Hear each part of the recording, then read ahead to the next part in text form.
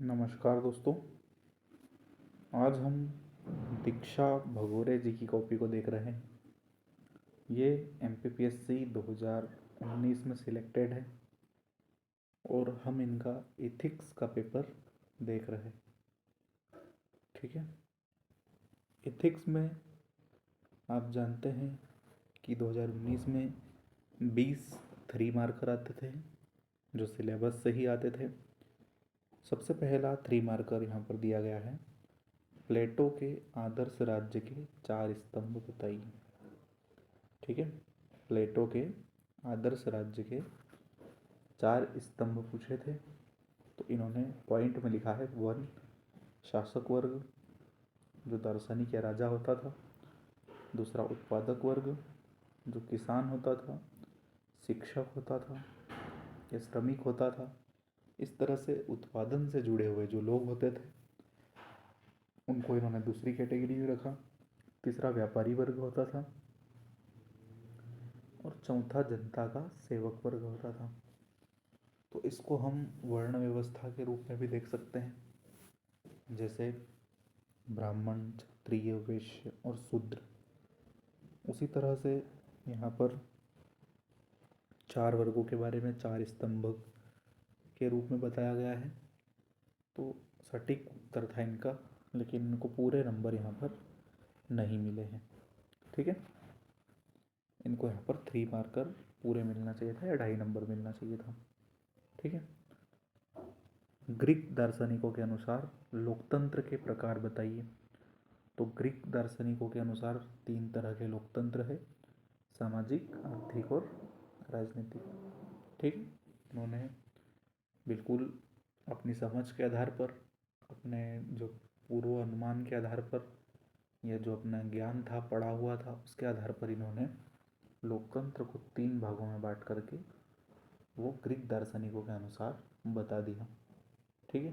तो ये भी आंसर राइटिंग की एक क्वालिटी है कि आप संबंधित प्रश्न के बारे में जितना भी जान या समझ रहे हैं उसको भी आप अगर अच्छे से लिख देते हैं तो हो सकता है कि आपको फुल मार्क्स मिल जाए या कम से कम आधे मार्क्स मिल जाए।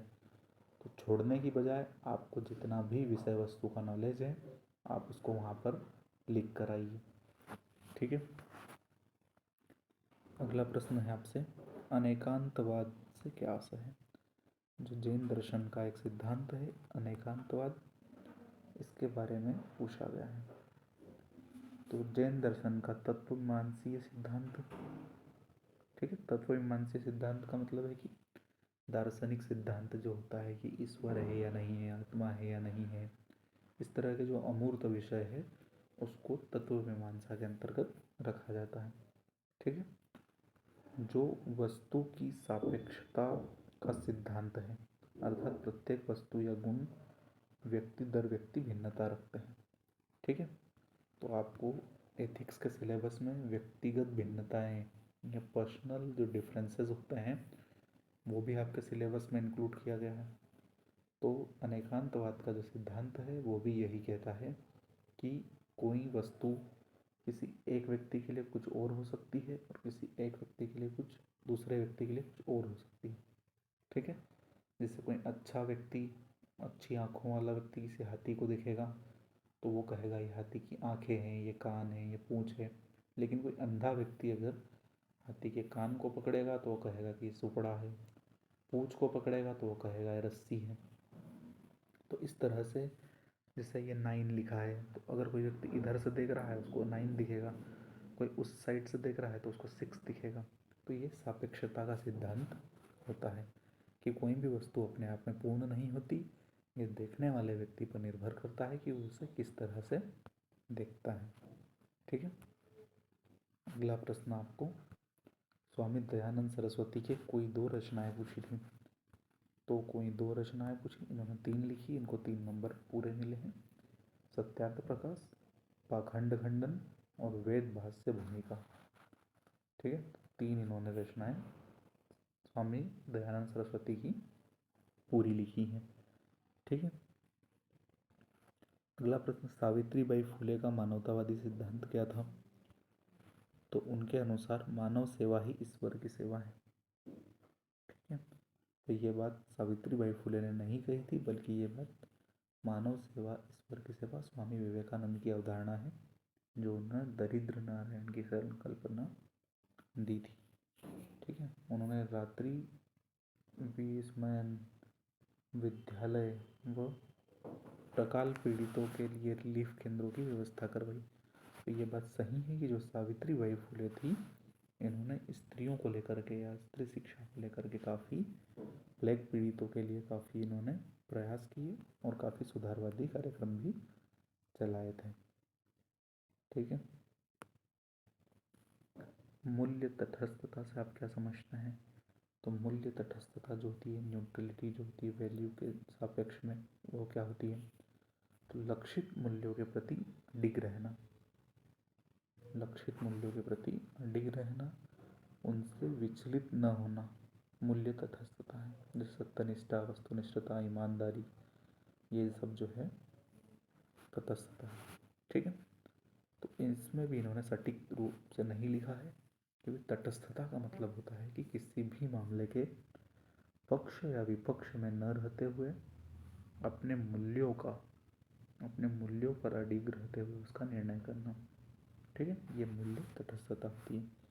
कोई भी व्यक्ति किसी पक्ष में झुकाव नहीं होता जब तक कि वह अपने पूरे साक्ष्य एकत्रित ना कर ले या पूरी तरह से पुष्ट ना हो जाए।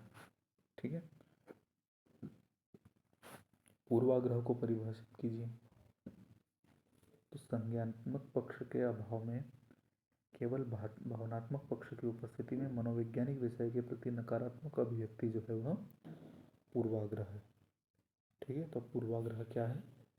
तो पूर्वाग्रह जो होती है वो संज्ञानात्मक पक्ष के अभाव में, मतलब किसी भी तथ्य के बारे में या किसी विषय वस्तु के बारे में पूरी तरह से न जानते हुए भावनात्मक आधार पर जो निर्णय लिया जाता है या जो अपनी मानसिकता के आधार पर निर्णय लिया जाता है उसको पूर्वाग्रह कहते हैं। ठीक है, जैसे हिंदू बुरे होते हैं, मुस्लिम बुरे होते हैं, ये जो है पूर्वाग्रह है।